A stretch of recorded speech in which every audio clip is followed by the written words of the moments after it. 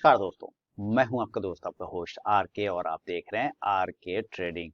तो दोस्तों, आज रिलायंस गिरा है बहुत अच्छा खासा, आपको पता है ना। अब रिलायंस जैसा शेयर अगर गिर जाए तो निफ्टी कहाँ तक टिकेगा। तो रिलायंस आज निफ्टी को नीचे लेकर आया है ना।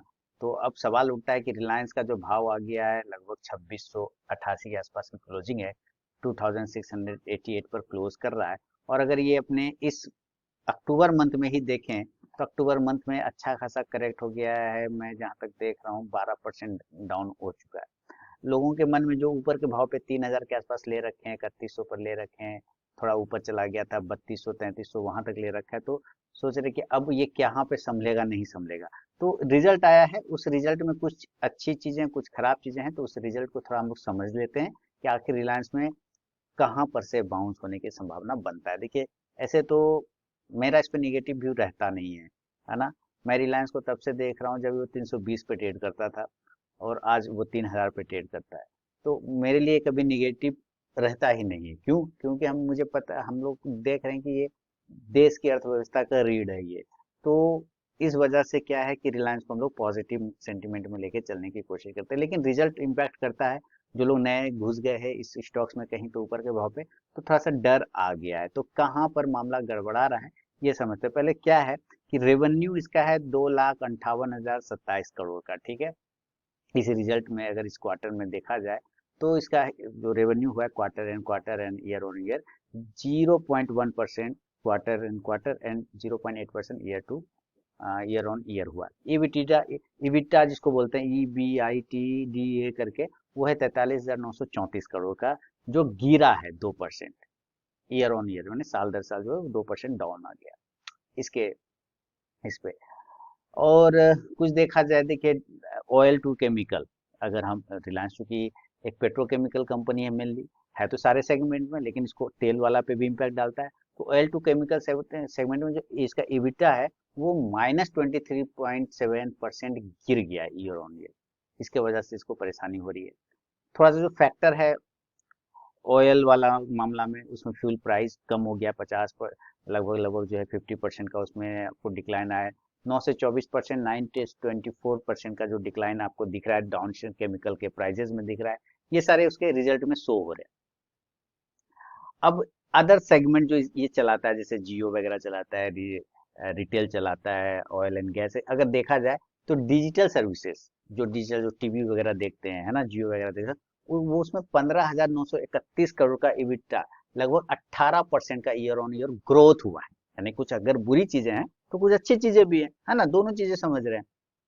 तो डिजिटल वाले में यानी हम लोग पूरा देख रहे हैं इसका, जियो सिनेमा, जियो टीवी, है कि नहीं, 18% का इबिटा, 15,931 करोड़ का। और रिटेल में अगर देखा जाए, जैसे रिटेल रिलायंस ट्रेंड हो गया, रिलायंस ज्वेल्स हो गया, है ना, रिलायंस फुटप्रिंट हो गया, ये सब क्या है रिटेल में, 5,850 करोड़, 5,850 करोड़ इबिटा गेन किया है, 0.3% year on, 0.03%, 0.3% only. Oil and gas में देखें तो इसमें 11% ईयर ऑन ईयर का इबिटा में इसको गेन हुआ है, 5,290 करोड़ का। अब जो है कहाँ से इसको ग्रोथ आ रहा है और कहाँ से इसको खिंचाव हो रहा है वो समझते हैं। डिजिटल सर्विसेज वापस आते हैं, जो कि डिजिटल सर्विसेज आपने देखा कि कितना ज्यादा अच्छा ग्रोथ हुआ, जिसकी बात हम लोग कहे। स्ट्रॉन्ग 5G सबसे तगड़ा है जियो का, आपको पता है, कस्टमर बेस इसको बहुत अच्छा है। एयर फाइबर का ब्रॉडबैंड मेरे पास एयर फाइबर का ही है, ग्रोथ कर रहा है ये। और साथ ही अगर रिटेल में देखें तो बहुत सारा चीज, जैसे आजियो हो गया, ग्रोसरीज हो गया, अपरेल हो गया, ये सब सेगमेंट ये ऐड करता जा रहा है, ठीक है। ऑयल एंड गैस में अगर देखा जाए तो भाई, जो इसको बाहर सपोर्टिंग कर अरामको वगैरह है, वो सबके साथ इसका बहुत अच्छा मर्जर है, इसके वजह से इसको सपोर्ट मिल जाता है। लेकिन दिक्कत है इसको ऑयल टू केमिकल वाला पे, जो मार पिटाई हो रहा है ना ईरान को इसमें, मिडिल ईस्ट में, इसके वजह से जो है ना डिक्लाइन हो गया है इसका। फ्यूल प्राइजेस डिक्लाइन होने की वजह से ग्लोबल डिमांड जो है कम हुआ है, जिसके वजह से उसको इनबैलेंस हो गया, दिक्कत पैदा हो गई। तो ये समस्या है रिलायंस के साथ फिलहाल। लेकिन सारी चीजें खराब नहीं होती, कुछ कुछ अच्छी चीजें भी है, जैसा कि मैं आपको बताता जा रहा हूँ बीच बीच में क्या क्या अच्छी चीजें और इसमें है, ठीक है। तो देखिए, 2,58,027 का रिवेन्यू इसके रिजल्ट में, जो कि पिछले क्वार्टर के मुकाबले 0.01% ज्यादा है। 0.1% ज्यादा है, तो कितना हो गया? 2,58,027 करोड़। उसके अलावा इसी क्वार्टर में अगर देखा जाए, यानी जो अभी रिजल्ट हुआ है उसमें 0.8% भी जो है वो ज्यादा है पिछले क्वार्टर के हिसाब से अगर देखा जाए। लेकिन जब इबिटा की बात करते हैं तो यहाँ पे दिक्कत थोड़ा सा पैदा हो जाता है कि तब देखते हैं 43,934 करोड़ तक गिर गया। ये इबिटा का प्रॉब्लम है और इसी के वजह से इसका शेयर प्राइस डाउन हो गया है। अब ऑयल टू केमिकल वाला जो सेगमेंट है वहां पे -23.7% गिर गया इबिटा। ये दिक्कत है। इसका रीजन है, अपना अपना रीजन है कि भाई वहां से 50% का कमी आ गया ऑयल के प्राइस में, फ्यूल के प्राइस में, बाहर है ना, डिमांड घट गया, सप्लाई ज्यादा हो गया, डिमांड घट गया, तो इसके वजह से भी परेशानी आ रही है, वो ठीक है। लेकिन कुछ अच्छी बातें क्या हो सकती है? तो डिजिटल सर्विस का सेगमेंट अच्छा है, आप इसको पॉजिटिव, इसलिए रिलायंस के रिजल्ट के बारे में एक चीज हम ये कह सकते हैं कि आप अच्छे देखने वाले अच्छे भी देख सकते हैं उसमें, खराब के लिए खराब भी है उसमें। दोनों चीजें, जो खराब ढूंढना चाहेगा उसको खराब भी मिल जाएगा और जो अच्छा ढूंढना चाहेगा उसको अच्छा भी मिल जाएगा। तो अब देखिए क्या है इसका, कि जो डिजिटल सेगमेंट का सेगमेंट है वो एकदम चमक दमक में है, उसमें कहीं कोई दिक्कत नहीं। विटा इसका 15,931 करोड़ का है, 17-18% का ग्रोथ किया इसने, है ना। और मुकेश अंबानी ने कहा है कि हमारी परफॉर्मेंस रिफ्लेक्ट करती है डिजिटल सर्विसेज और अप स्ट्रीम बिजनेस में रोबूस्ट ग्रोथ। इसका मतलब क्या है? इसका मेन रीजन क्या है? 5G और एयर फाइबर जो कि बेहतरीन तरीके से बढ़ रहा है, सब लोग लगा रहा है ना। जियो टीवी, जियो फाइबर, फलाना। रिटेल में अगर देखा जाए तो यहाँ पे थोड़ा सा मामला गड़बड़ है। रिटेल में 5,850 करोड़ का इसको इबिटा गेन किया है, जो कि 0.3%, ओनली 0.3% से बड़ा है, उससे ज्यादा नहीं है, ठीक है। आजियो वगैरह ने कुछ न्यू ब्रांड लॉन्च किया, आजियो है ना इसका, वो सब कुछ न्यू ब्रांड लॉन्च किया, टिम्बरलैंड है, H&M है, H&M इसी का आता है ना। ये सब का जो ब्रांड इसी के साथ शामिल है। और मेन प्रॉब्लम उसको ऑयल एंड गैस में।